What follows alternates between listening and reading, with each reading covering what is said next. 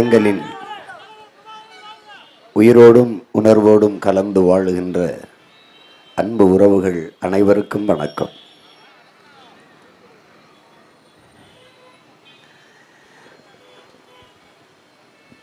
ஒரு மகத்தான மாபெரும் கனவை சுமந்து கொண்டு உங்கள் பிள்ளைகள் 15 ஆண்டுகளாக இந்த நிலத்தில் நாம் தமிழர் என்கிற ஒரு மாபெரும் அரசியல் புரட்சியை முன்னெடுத்து வருகிறோம். மக்களுக்கென்று ஒரு படை இல்லை என்றால் மக்களுக்கென்று எதுவுமே இல்லை என்கிறான் சீன புரட்சியாளன் மாசேத்துங்.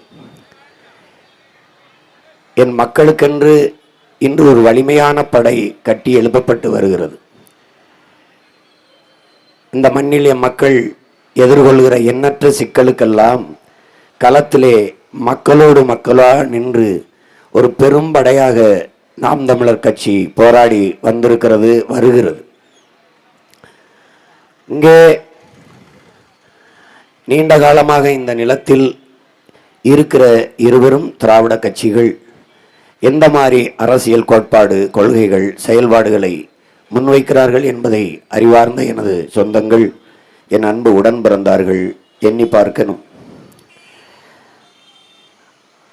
இந்த தேர்தலிலே இந்த கட்சிகள் எல்லாம் எதை முன்வைக்கிறது என்பதை அறிவு சமூகம் ஆழ்ந்து அறிந்து பார்க்க வேண்டும்.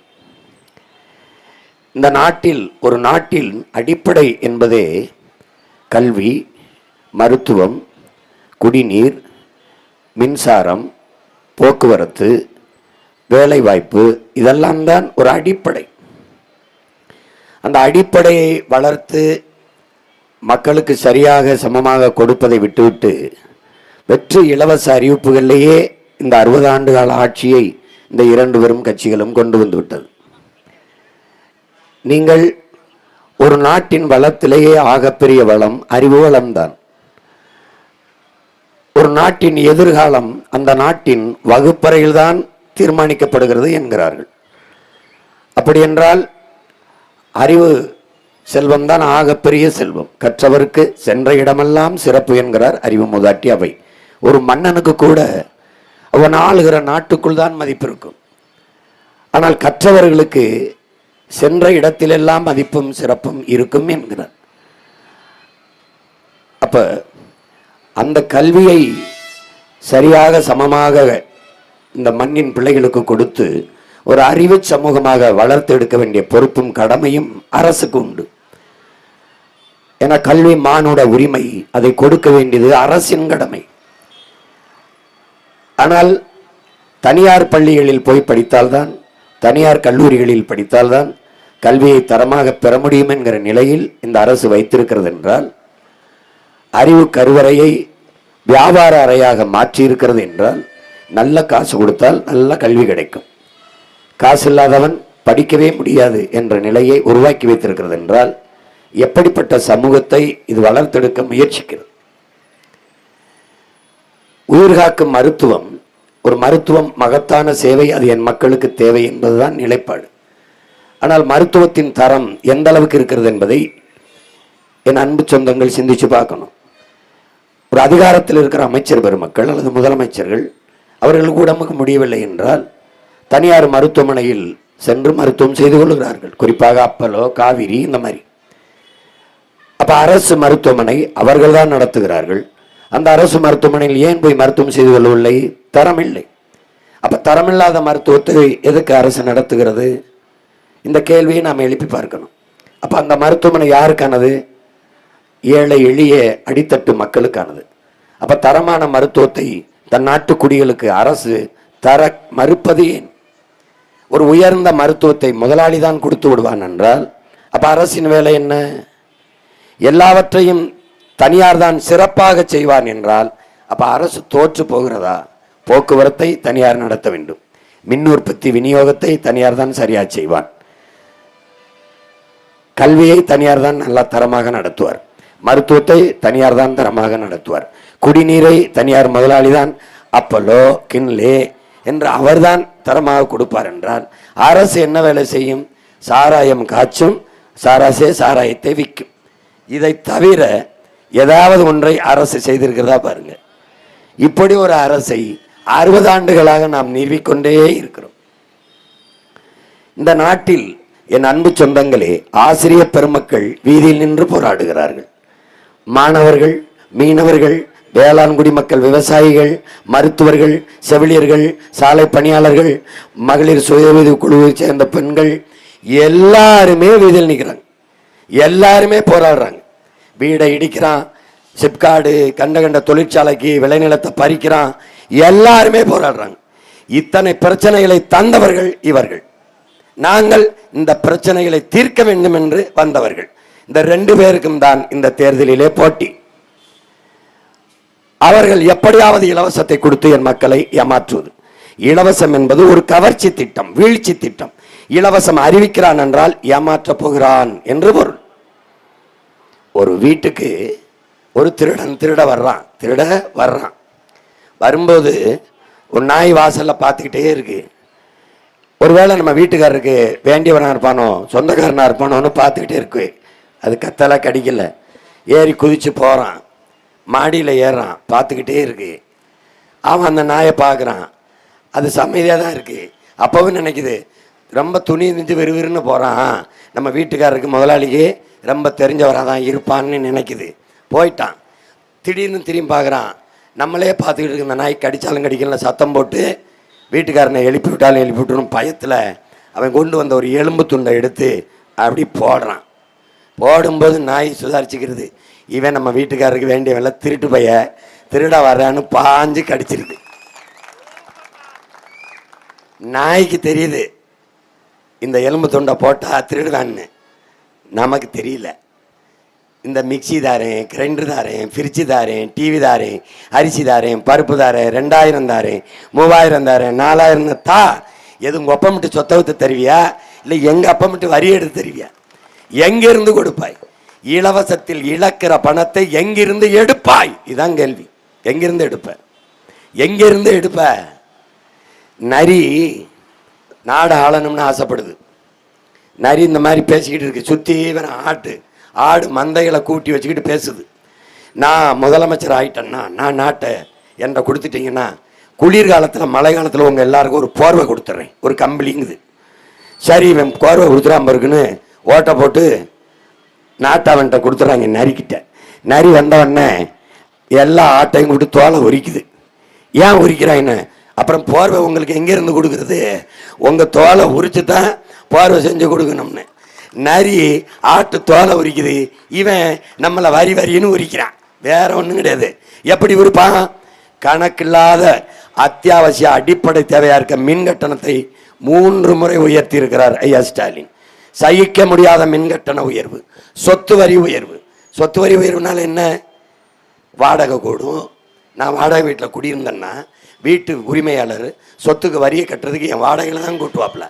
இப்போ கடை வாடகைக்கு இருக்கிறாருன்னா அவர் வாடகை கூட்டுவார். அப்போ இவர் என்ன பண்ணுவார்? அத்தியாவசிய பொருளை விலையை கூட்டுவார்.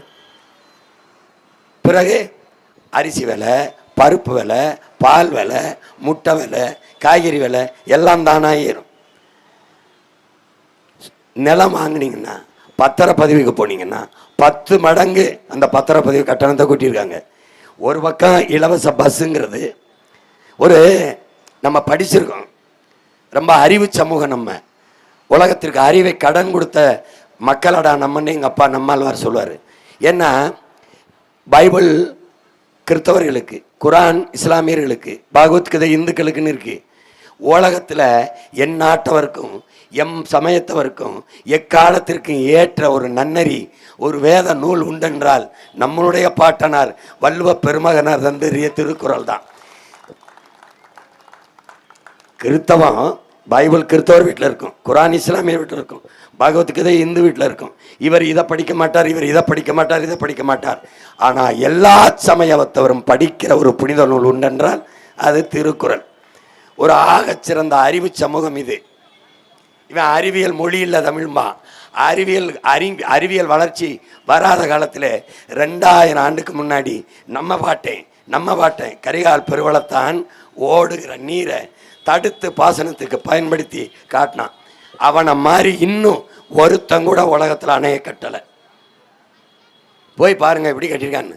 வெள்ளைக்காரன் வந்து தொப்பியை கலட்டி வச்சு வணங்கிட்டான். நான் உங்களுக்கு தலை வணங்குறேன்ட்டான். அவ்வளவு பெரிய அறிவியல் தொழில்நுட்பம் எல்லாம் கொண்டது. பகுத்துண்டை பாருங்க, அகர முதல எழுத்தெல்லாம் ஆதி பகவன் முதற்றே உலகுன்னு முதல் குரல்லையே பிக் பேங் தியரியை பாடுறான் நம்ம பாட்டேன். உலகத்தின் எல்லா மொழிகளும் அகர ஒளியில் தொடங்குவது போல இந்த உலகம் சூரியனிலிருந்து வெடிச்சு சிதறிய துகள்கள் தான் அகரம் முதல் ஆதி பகவன் முதற்றே உலகுங்கிறான். இதை தான் பின்னாடி அறிவியல் பிக் பேங் தியரின்னு சொல்லுது. எல்லாவற்றையும் பாடிட்டான், எல்லாவற்றையும் பாடிட்டான். அப்போ இப்படிப்பட்ட ஒரு மொழி, இந்த மொழியின் பிள்ளைகள் நாம் அந்த பெருமையெல்லாம் இழந்து விட்டு 5க்கும் 10க்கும் அரிசிக்கும் பருப்புக்கும் வேட்டிக்கும் சேலைக்கும் அலைகிறோம். உலகத்தில் எத்தனையோ மன்னர்கள் நாடை ஆண்டிருக்காங்க. ஆனால் நாட்டை ஆண்ட மன்னன் வள்ளலா இருந்து பார்த்துருக்கீங்களா? நம்ம முன்னோர்கள் பாரி, ஓரி, பேகன், ஆய், நல்லி, அதிகமான், காரி என்று 7 பேர் கடையல் வள்ளல்கள். 7 பேரும் மன்னர்கள் எல்லாம் வள்ளல்களாக இருந்திருக்கார்கள். அப்படிப்பட்ட வள்ளல் பரம்பரையில் வாரி வாரி கொடுத்த வள்ளல் பரம்பரையில் வந்த பிள்ளைகள் நாம் 2000 கொடுப்பானா, ஓட்டுக்கு 1000 கொடுப்பானா, 10,000 வங்கியில் போடுவானா, 5000 போடுவானா, ஒரு பிச்சைக்கார கூட்டமாக நம்மளை மாற்றி தன்மானத்தை இழந்து வாழ்கிற ஒரு தருதலை வாழ்க்கையை நமக்கு தந்துட்டான். அப்ப இலவசம் கொடுக்குறான்னு என்ன அர்த்தம்? ஏமாத்த போறான்னு அர்த்தம். வாக்குக்கு ஏன் காசு கொடுக்கணும்? படிச்சிருக்கீங்க இல்லை?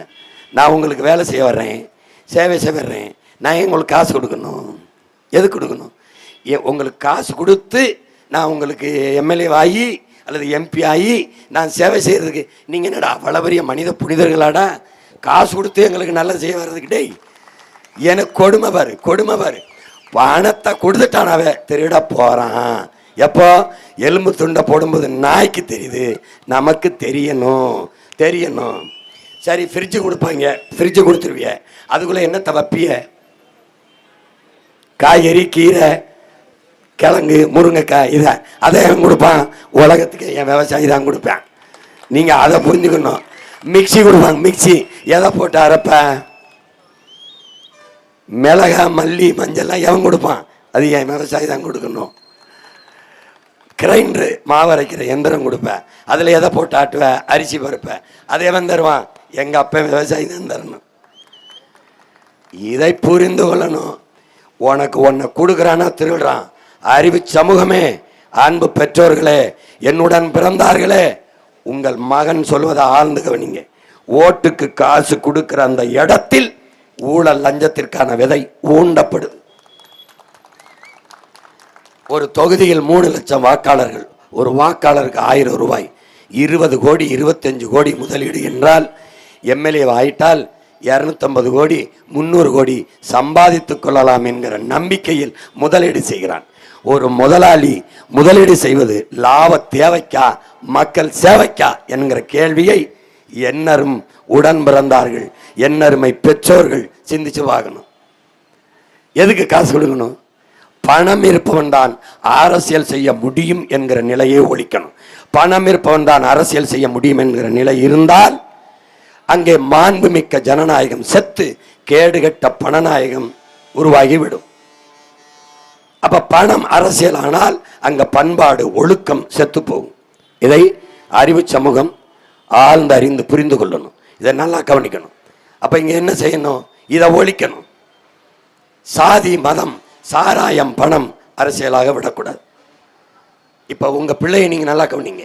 ஒன்ன உங்களுக்கு சொல்றேன், சாதி முதலில் வந்ததா, மதம் முதலில் வந்ததா, மொழி இனம் முதலில் வந்ததா? எது முதலில் வந்தது? ஆதியில் தோன்றியது மொழி.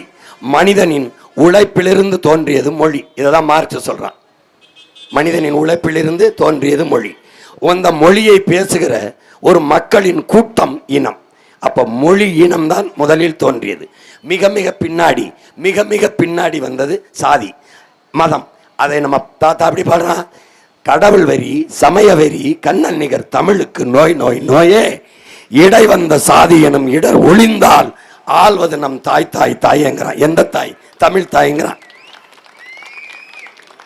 இப்ப இடை வந்தது, இப்ப கிறிஸ்தவம் தோன்றி எத்தனை ஆயிரம் ஆண்டு இருக்கும்? ஒரு 2000, இப்ப 2026. அதுல இருந்தா ஆண்டை கணக்கிடுறாங்க. இயேசு பிறப்புக்கு முன், இயேசு கிமு கிபு என்று. கிறிஸ்து பிறந்து 2026 ஆண்டு. அதுக்கு முன்னாடி அந்த சமயம் இல்லை. ஆனா யார் இருந்தது? நீ இருந்த, நான் இருந்தேன். நம்ம 50,000 ஆண்டுகளுக்கு மூத்தவன். அதனால கவனத்தில் வச்சுக்கணும். இஸ்லாம் தோன்றி ஒரு 1700, 1800 ஆண்டுகள் இருக்கும். பௌத்தம் அதுதான் மூத்தது, புத்த மதம், அது ஒரு 2500 ஆண்டு இருக்கும். அப்போ இந்த சமயங்கள், இந்த சாதிகள் இதெல்லாம் தோன்றுவதற்கு முன்பிருந்தே நீனும் நானும் தமிழன் அப்படிதான் வாழ்ந்து வந்தோம். இது இடை வந்தது. அப்ப எது பெருசு? மொழியும் இனமும் தான். என் அன்பு பெற்றோர்களே, என் அருமை உடன் பிறந்தார்களே, இந்த சீமான் இந்த நிலத்தை விட்டு ஆந்திராவுக்கு போனால் யார் என்று கேட்பான்.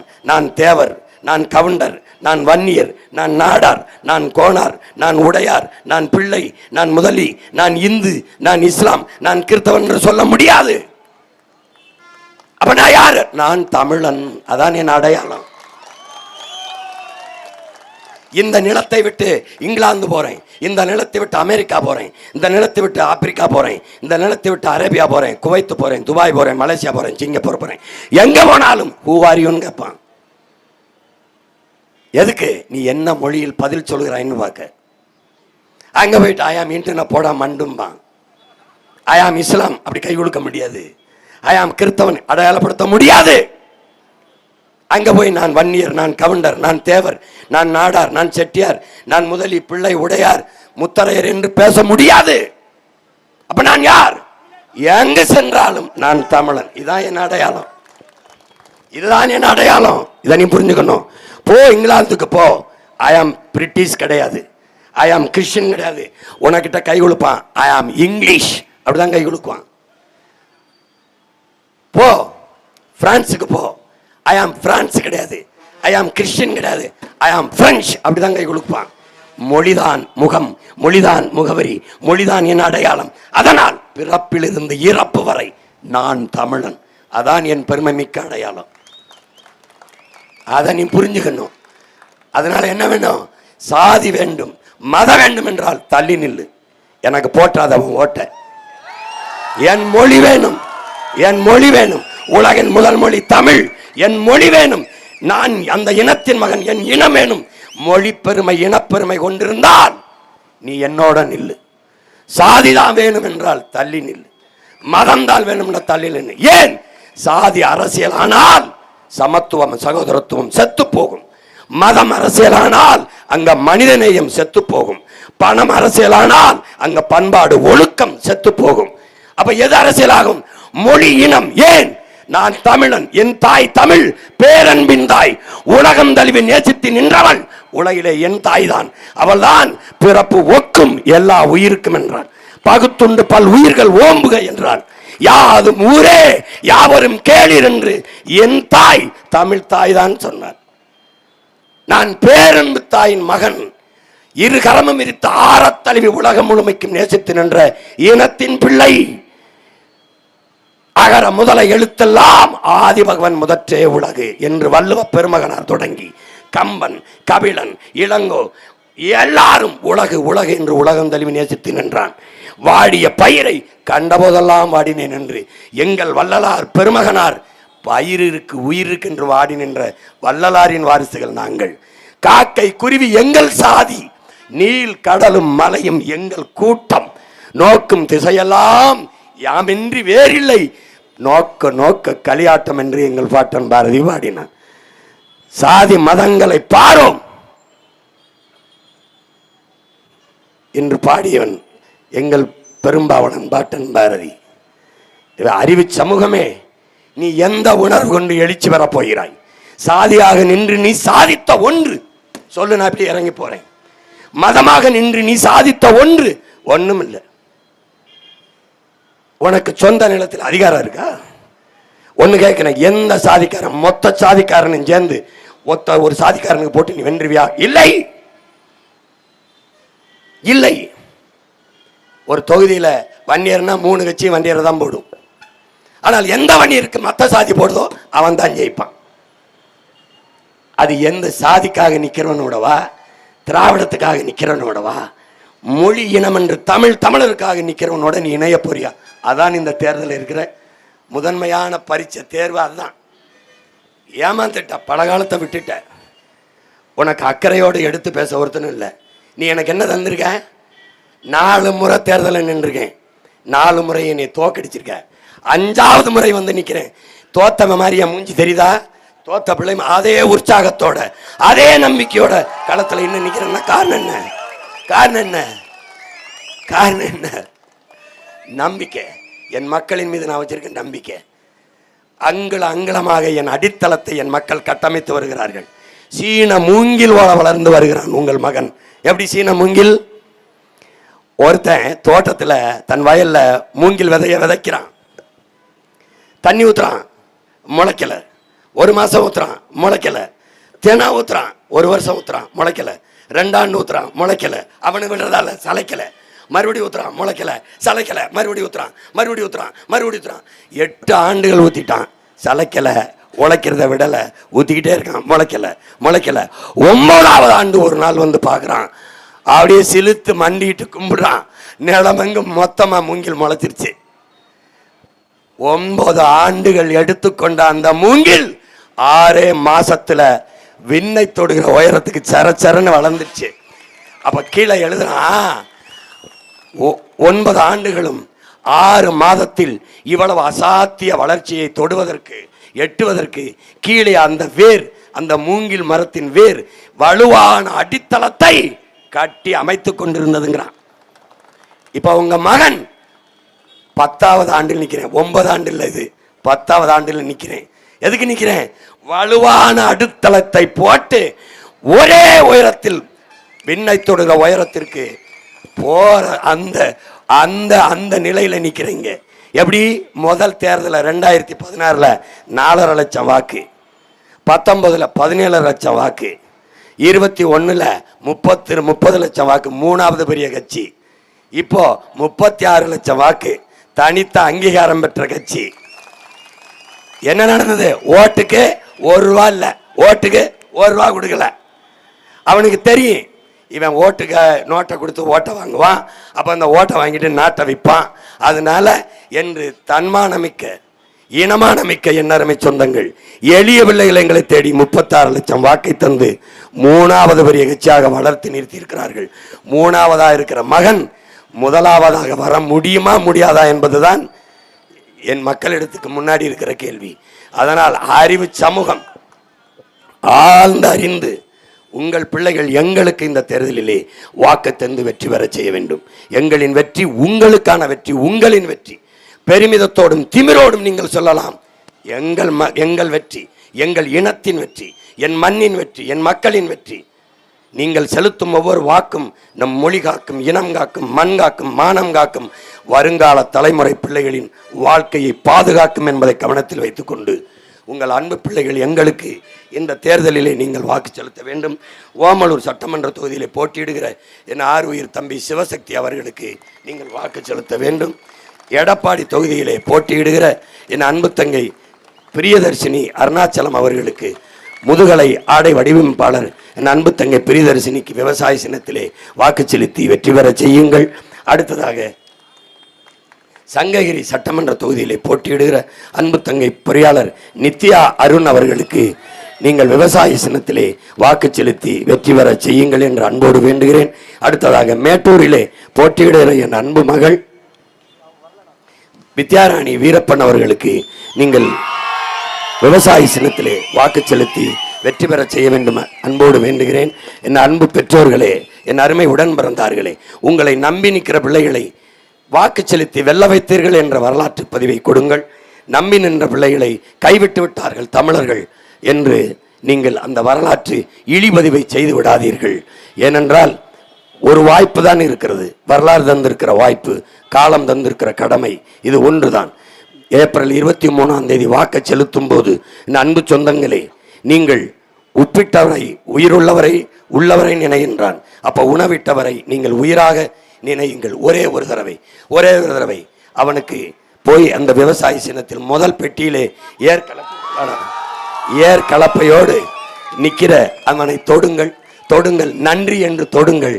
என் விவசாயியும் வாழுவான், நீங்களும் வாழ்வீர்கள். என் அன்பு மகள் வித்யாராணி வீரப்பனுக்கு மேட்டூரிலே வாக்கு செலுத்தி வெற்றி பெற செய்யுங்கள். உங்கள் பிள்ளைகள் எங்களின் வெற்றி, உங்களின் வெற்றி என்கிற திமிரோடு சொல்லுங்கள். எங்கள் வாக்கு விவசாயிக்கு என்று. விவசாயி சின்னத்திற்கு வாக்களிப்போம், வருங்கால தலைமுறைக்கு வாழ்வளிப்போம் என்கிற உறுதியை ஒவ்வொருவரும் நாம் ஏற்போம். இந்த தேர்தல் நமக்கான தேர்தல், மாற்றத்திற்கான தேர்தல், மக்களின் நலனுக்கான தேர்தல். இதுவரை நாம் தூக்கி சுமந்து வந்த துன்ப துயரங்களை துடைத்து எறிவதற்கான அரிய வாய்ப்பு இந்த தேர்தல். எனவே என் அன்பு சொந்தங்களே, உங்கள் பிள்ளைகள் எங்களுக்கு வாக்கு செலுத்தி வலிமைமிக்க அரசியல் ஆற்றலாக மாற்றுங்கள். புரட்சி எப்போதும் வெல்லும். உங்கள் பிள்ளைகளில் எங்களின் வெற்றி அதை சொல்லும்.